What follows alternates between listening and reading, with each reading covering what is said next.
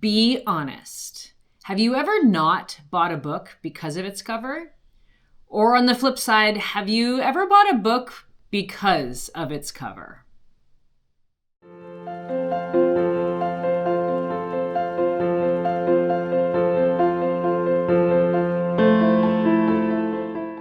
Hey everyone, welcome to Required Reading. Today we have a hot topic.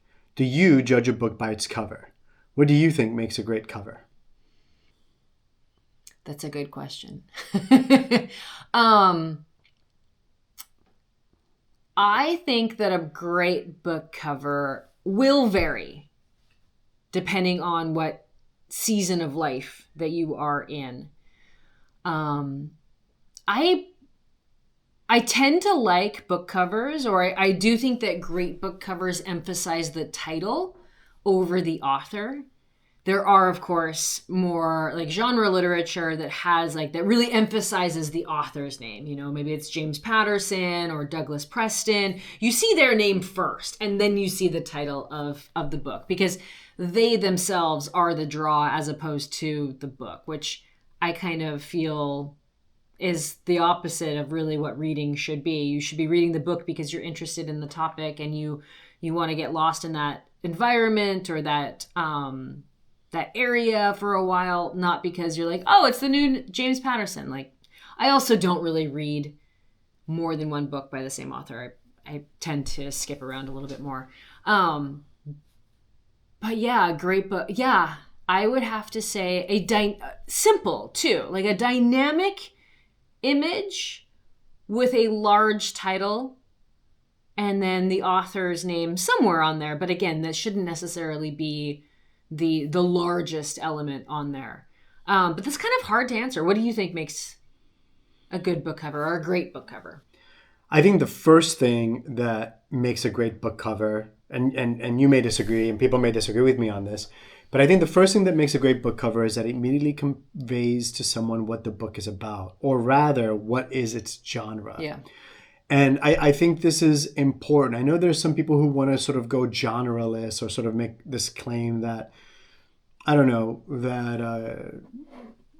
that you shouldn't, judge a book by its cover.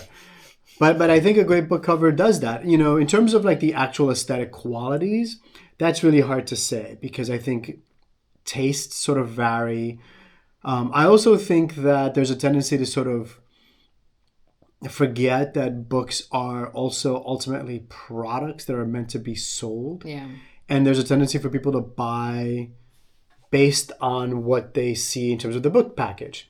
I do think, you know, it's funny because I immediately think like I'm attracted to covers that are more attractive, but that's sort of a ridiculous statement because that's not the case. Like, it depends what, you sort of touched on this a little bit, like what mood I'm in and what period of my life I'm in or whatever. So like there are times when I'm more interested in sort of literary fiction. And so there's covers that kind of convey what literary fiction is. It's hard to say exactly what it is about the cover that would indicate that, but oftentimes the cover maybe tends to be a little bit more subdued.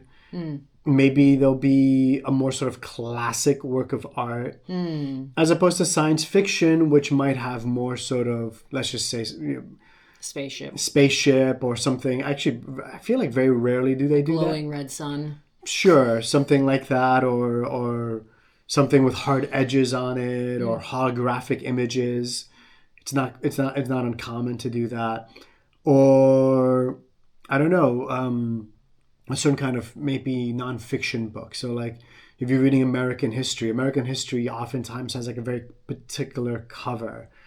It has like kind of maybe bold colors or has a portrait of a famous, I don't know, president on it, for instance. And so I think that there are, different things. So to say like what makes a great book cover is kind of subjective in terms of aesthetic quality. Yeah. I think the big thing is, does it convey what the book is about? And that sort of like actually brings up something, which is that, when you look at a book, like what does a book cover communicate in the first 3 seconds that you look at it? And can it convey anything?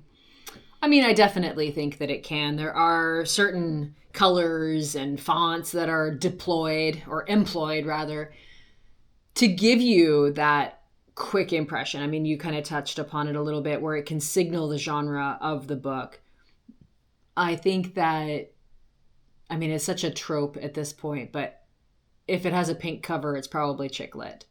But I do think that recently, with the increase in social media, talking about books, that covers have gotten more dynamic because, and they've been almost created for the social media shot where, you know, there's more bubble font. There's more dramatic, almost like this dramatic pastel. So you were talking about muted colors where now I feel as though there are a lot of books that have like pastels, but they're like vibrant pastels. That kind of signals a certain type of genre. It's probably going to be, you know, a book with a meet cute in it and a romance and a happy ending and all of those typical elements of chick lit or romance genre. But the first 3 seconds, I mean, that's kind of tough because I feel as though I pick up books sometimes where I'm like, oh, that's a great cover. And then I read the back flap and I'm like, oh, I'm not interested in that at all. Yeah. So like, it's kind of like that like great cover, wrong book sort of idea. And I don't know whether or not I've ever like been bamboozled by that, where I've bought the cover and maybe I didn't do a good enough job with vetting what the book was about. I do feel as though I like get into it. I make sure that is what I want to be reading at that moment. But yeah, I don't know if I don't know if you can really tell what a book is about by that 3-second judgment. I mean, yeah, what do you like when you're in a bookstore and whatnot and you're looking at the cover or you're looking at a table of books and you're like, oh, do you immediately, like before you even pick up the book, you're like, I know what this is generally going to be about? Yeah, I feel like I do. I mean, I look at a lot of history books. In many ways, the covers for history books tend to be a little bit more straightforward. So, yeah. So I'm trying to think of examples that I can think of. But yeah, so if it's a book about, say, well, okay, so it really depends. So recently I read a book called The King of Kings. And I actually have to say that looking at the cover that I saw here, if you took out the title, I probably would have almost no idea what that book is about. But the whole backdrop is a Persian rug. Is it? Yeah, maybe. I don't know. So there you have it. Yeah, I don't know. Yeah, so I mean, would you read the book regardless of the cover then? Like, you are not as convinced by the cover as the contents of the book. So, but you judge books by its cover. I judge books, yeah. So like, I mean, I probably am less likely to read a book that has an ugly cover. And I have to overcome that. Like there's a book called First Ghosts. Oh yeah. Which I'm interested in the subject matter, which is the ancient texts that show us some of the earliest examples of the notion of ghosts in history. And I hate the cover. I think the cover is absolutely terrible, but I'm interested in the book.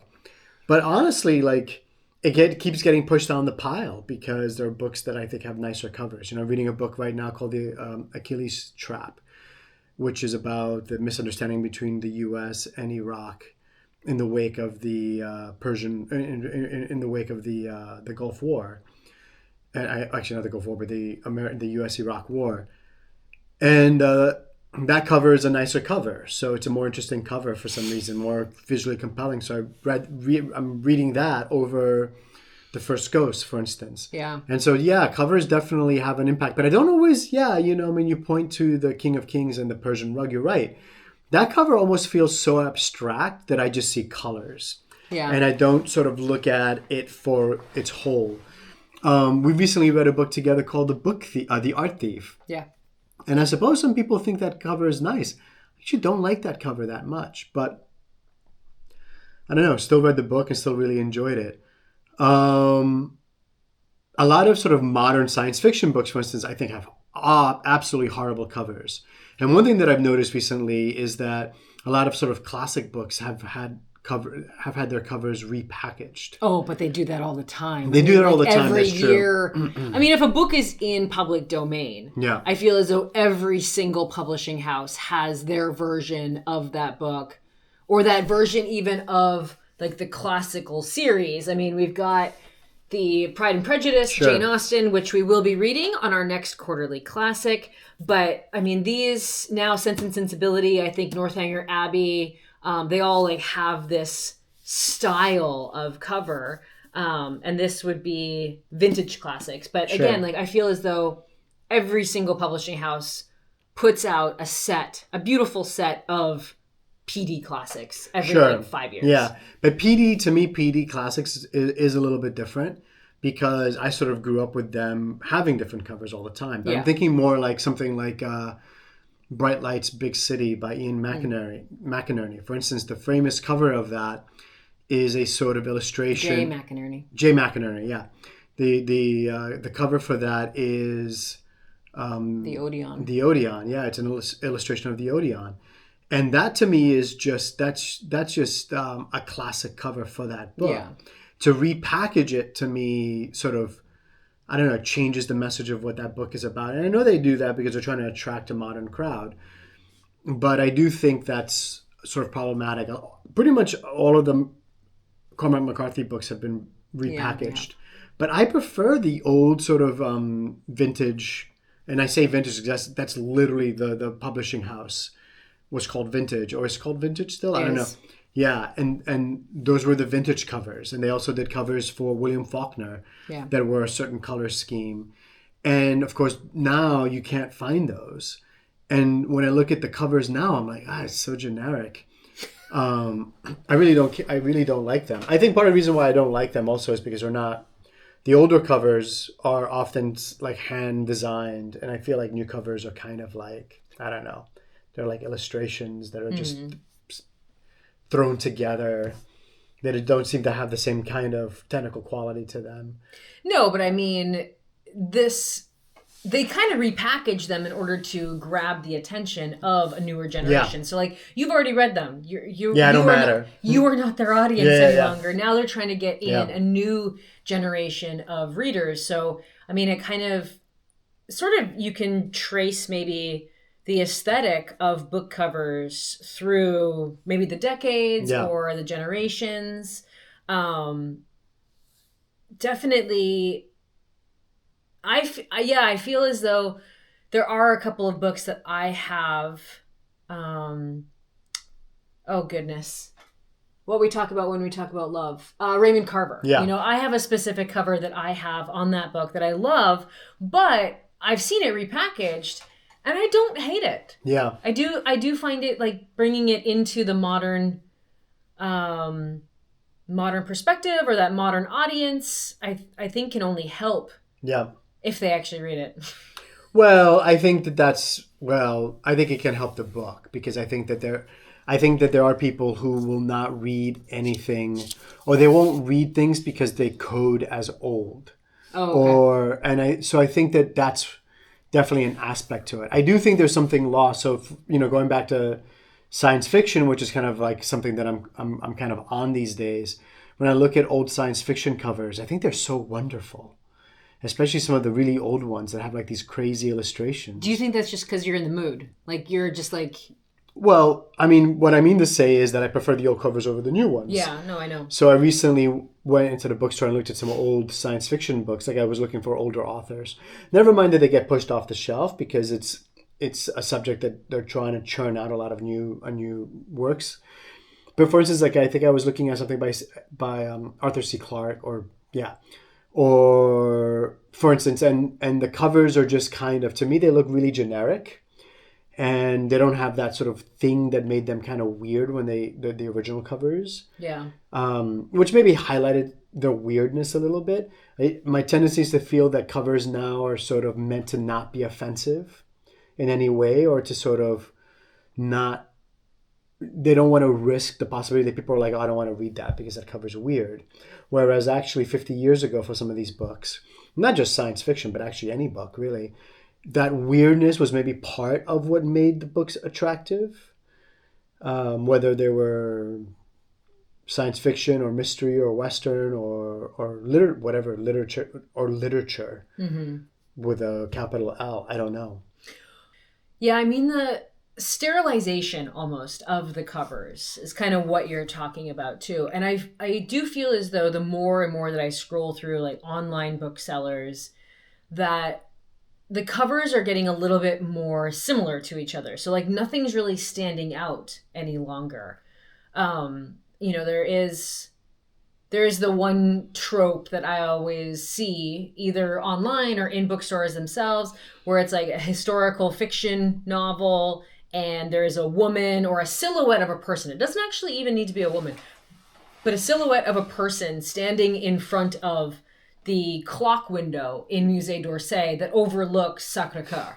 It's like, I swear, I went into Walmart one day and there was like 4 covers of books that had the exact same image, just a different person or a different silhouette in front of it. Um, but at the same time, like that's obviously blanding or neutralizing really the covers. But at the same time, we were in Italy a few years ago and we were in a bookstore and I had mentioned that I really liked how a lot of their books, they have like white covers with just the title on it. Yeah. And there really wasn't any, like they're all sort of the same, and so that the emphasis was on the contents of the book rather than the cover, like which cover could be the most outlandish Mm-hmm. or the most provocative or the one that jumps out at you the most. What would you say about, I mean, again, you kind of were talking about like whether or not this was a way of not offending anybody. I mean, I just shot a bunch of stuff at you, but yeah, your reaction. Well, that's where that's really tough because I know exactly what you're talking about in terms of those Italian books. Oftentimes, when you take those books, there was actually usually a picture or an image on those books kind of centered on the Oh, cover. yeah. And those might have an effect on whether or not I read them. Um, I do think what you're forced to do in those situations is you're sort of forced to take the book off the shelf. I mean, something else I've noticed about going, for instance, to Italy and going to bookstores in Italy is that there's not a lot of face outs. So, like in the Yeah. U.S. and I think in the U.K. maybe, correct me if I'm wrong, when you go to a bookstore, you'll see quite a few face outs on the shelf. So a face out, I mean, I think this is pretty obvious, but if you don't know what a face out is, it's essentially books that are on the shelf will be facing out towards the viewer. It won't be just the spine. They won't be like on Yeah, bookshelves like this, but you'll actually see the cover of it. yeah. And although sometimes that's done just because they have like 5 or 6 copies of a single book, so you can do that, and it just kind of sits nicely on the shelf. But sometimes you do it because you are featuring that book, and you're sort of forced to have to you're sort of forced to have to pull the book off the shelf and actually read what the book is about. And I think that I think that's tough, and I wonder I do wonder what the positives and negatives of that are. I I wonder if part of that is because culturally and socially speaking, people are far more aware of authors and books. I feel like in the US, can't speak to the UK as much. You don't really have authors appear in mainstream television very much. You don't have, they don't, authors aren't really part of the cultural zeitgeist in the way that maybe they were in the 60s and 70s. For instance, like someone like Ayn Rand would do interviews on mainstream television. Someone like who's that author your father likes? Slaughterhouse-Five. Kurt Kurt Vonnegut Vonnegut. would sort of appear on primetime television talking about either his book or just talking about social events, whatever the case may be. You had authors appear on in sort of popular media, and so people were maybe much more aware of them, whereas I feel now they're much more niche, like you just don't really know, and so you really need these covers to pop and pull you in, to basically yell at you, hey, buy me, I'm interesting. Whereas perhaps in Italy, if you are, I don't know, if there's a particular author that you're interested in, or authors maybe appear more often in interviews. I don't know. Maybe they're just more aware of them. On the other hand, what happens to authors that you don't know anything about? How do you get those people? How do those people get your attention? Do they have a problem getting your attention? Your attention? I don't know. But I mean, in many ways, I've tended to like those European covers, especially the Italian books, and in some cases the Spanish books. But sometimes I also feel like, yeah, I don't know what I'm looking at. Like, should I read this? I have no idea. So I usually know. There's no like visual cues. Yeah, Yeah. I'm usually looking for a specific author in Spain, whether it's Javier Marias or maybe Gabriel Garcia Marquez, not Spanish, but not from Spain, but a Spanish author. In Italy, maybe it's Elsa Morante or maybe somebody else of that ilk that I'm really specifically looking for. I've definitely noticed actually there are differences in covers from country to country, and not like language to language, but if you're just talking about English or books in English, the covers maybe in the US market can be different than the European market, and sometimes even different to the UK market. I know that I have run into a problem on that one. We were in a bookstore a couple of years ago in Antwerp, and you had kind of shown me like, oh, look at this. This looks interesting. Like you would find this interesting, I think. And so I looked at it and I looked at the title and everything, and I read about it. I was like, oh, yeah, that looks. And then I had a moment where I was like, oh, I'm actually reading that book literally right now. But because the cover was different, I had no context clue to that. And I do find myself sometimes clicking between American online retailers and European online retailers and kind of seeing the difference in cover. And sometimes I'm jealous. Sometimes I'm like, oh, I kind of like their cover more than I like this cover here. I know that when we were living in New York, I actually had ordered books from the UK a couple of times because first off, they were in paperback where, it was still in hardcover in the States. But the cover was better. And there was actually one time that the cover itself, even though it was paperback and I still bought it, I didn't like the cover actually as much. And it was I think the only book cover that I've ever hidden from public, because I felt as though like riding the subway in New York, this cover was somewhat offensive. And so, yeah, I covered it or I held it down and I would just read it so that nobody really saw the cover itself. But do you compare American covers and European covers, or do you like, is there one particular style that you do find that you gravitate more towards? Like you're like always the European covers are better, or... I used to prefer European covers to American covers because I used to think that American covers were really garish in comparison and tended to sort of like, just yell at you more. Yeah.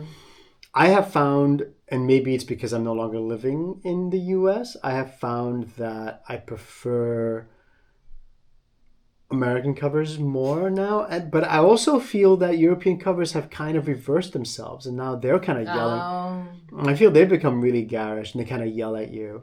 Whereas like I feel like American covers have become more subdued and a little bit more, shall we say, serious. I don't know. I don't know. Can you really convey that, the idea of seriousness? But I have found that I've grown to prefer American covers more recently. And of course, and this isn't exactly the book cover, but Also, the binding I tend to so the actual overall Oh physical, yeah. yeah, the physical package. I find that European book covers are made on this really stiff kind of binding, and it doesn't open very well, and the Yeah. paper's kind of cheap. Something that, Well, no, the paper's actually it's thicker. So like I don't know I don't necessarily think it's cheaper yeah, paper. yeah, but I find that like you can't open the book No, properly, and you it's got can't. this really stiff cover, and sometimes they tend to be more blocky, Yeah. and I don't like that as much. Regarding hiding a book because of its cover, I can't quite think of that, but I can think of moments when maybe I was reading a certain kind of book that I was reading because I thought it was interesting, and then people would comment on it. And oftentimes, maybe the comment made me feel a little bit embarrassed. Like I remember when we were, I think, in Amsterdam once on vacation, and I was reading Karlove Knausgård's My Struggle, and I don't know that I was thinking much of it, but someone, Ranger, had somewhat suggested that perhaps that was a somewhat pretentious book to be reading. And I remember thinking, I don't think this is pretentious at all. But then that made me sort of conscious of how books that I read in public are perceived, and made me sort of be a little bit, yeah, more aware of that. And sometimes, I mean, yeah, sometimes they can signal something that can be perceived as negative or performative. You know, recently there's been this phenomenon of like the performative male, which will show some guy with like what is it? One of those Tote a bags. tote bag. Kind of Joyce Carol Oates Eh, book. well, I know, yeah, Joyce Carol Oates, actually more like Sylvia Plath or Oh. somebody like that, um, or some feminist author or something to that effect. And so, of course, that person is being judged because they're reading a book in a way that maybe is highly performative. Or I remember once being in Spain, in Pamplona during the festival, and someone was reading The Sun Also Rises by Ernest Hemingway, and it was just like, okay, well, that's really silly and performative. And so I've become more aware of how books can be perceived in public. I actually thinking about more and more covers. I think I might be embarrassed to be reading a movie tie-in cover Oh yeah, because like I don't want somebody to think that I'm only reading the book because I liked the movie. yeah, Oftentimes I'm reading the book instead of the movie. yeah, Um and because I never have any intentions of like seeing the movie, or it was a book that was published like a decade ago and then there was a movie and then now I'm finally getting around to being interested in that book, yeah, but the only version available now is the movie tie-in, yeah. and that is super super frustrating. I would be absolutely ashamed to be reading, like I won't buy it, and Yeah. maybe that means I don't read the book because I will not buy the movie tie-in cover. Yeah, I mean that's a tough thing. That's a tough thing because, for instance, recently some of the recent books that I've read, movies have come out at the same time that I've read those books or that I'm reading those books. An example is Hamnet recently. So Yeah, but there wasn't a movie tie-in cover for that. no, That's just the cover. there wasn't. There was just the book that I had like a little label on it Oh, that I hate said, that too. yeah, and so, or like Three Body Problem, which I'm reading right now, Has the has little the little yeah, Netflix thing on I it. hate It's still that. kind of the original cover but they slapped that on there.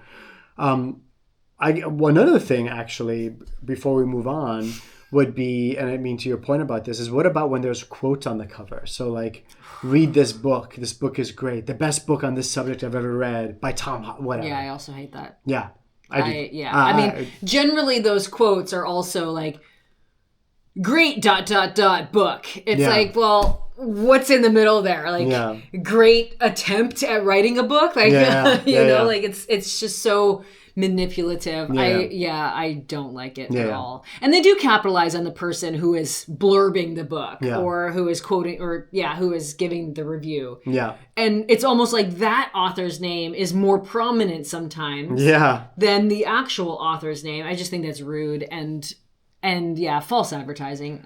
Well, to your It's point, fraud. yeah, it's fraud. Well, something I've noticed to your point, actually, I think there's one or two books that I have that I am reading. When you go on their pages online, like on their, whether you're going to Amazon or whatever, and you look up that particular book, it actually has that blurb on In the the title, title. yeah. Yeah. Yeah, that's just actually like a data feed Yeah. issue, I Yeah. think. So last question. When we do go to bookstores, there are, I don't know if it's like a recent thing or if it or I'm just more aware of it, but there are books that are wrapped up in brown paper and they are, advertised as a blind date with a book. And they give you like 3 or 4 bullet points, like this is generally like what to expect in this book, and then you pick it. Would you ever buy one of those? No, absolutely, absolutely not. Absolutely not. I think it's a cool. I mean, it seems to be it's a popular idea because I feel that every other bookstore is doing it, or every bookstore is doing it, or every other bookstore is doing it, and I feel like. And I think the reason why they would be doing that is because it's popular. People do it. I just think that they're doing it because they got to get rid of books that nobody buys. That's actually what I think is. I think that's a big part of it. I actually do think that it's sort of like, what's the special today at the restaurant? Well, watch out. It was yesterday's leftovers. Yeah, Anthony Bourdain says don't eat the special because the special is because they bought way too much of that particular thing, and I feel I think there's some truth to that. I will say this, and this is maybe so I'm not gonna buy those books ever. But I am actually driven to buying books that are staff recommendations. Oh yeah, I don't like those either. Yeah, you don't like those. Yeah. Generally, well, okay, with the blind date books, I don't. Okay, if I'm gonna buy a book that I end up hating or regretting, well, that's on me. That's my fault. I read the back blurb. I thought it was going to be a good book, and it wasn't.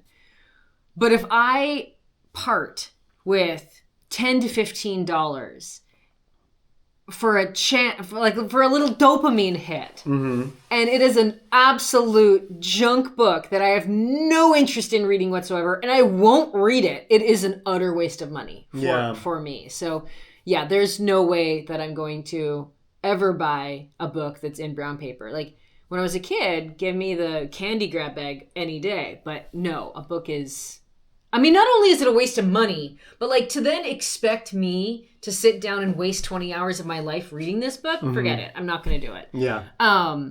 When it comes to the staff recommendations, I can say this as a former bookseller or a bookstore employee, that booksellers are pretentious. And I feel as though they will only recommend books that they think other people will think that they're smart for reading. Yeah. And those are generally not good books. Yeah. Sorry to all the booksellers out there. Yeah, I mean, we're both booksellers. That's how we met. And so, yeah, I agree, and guilty as charged because I've done exactly that same thing. You like book... Oh, you mean you've recommended a book because I was being pretentious. Yeah, because I thought it would, exactly. Well, I'm glad to see that we can see through it. Yeah, exactly. All right, so let us know what you think. Do you judge a book by its cover? Would you go on a blind date with a book? And have you bought a book because of a staff recommendation? We'd love to hear in the comments below. And I would like to know what your favorite cover is. Join us again next week for another Required Readings Hot Takes.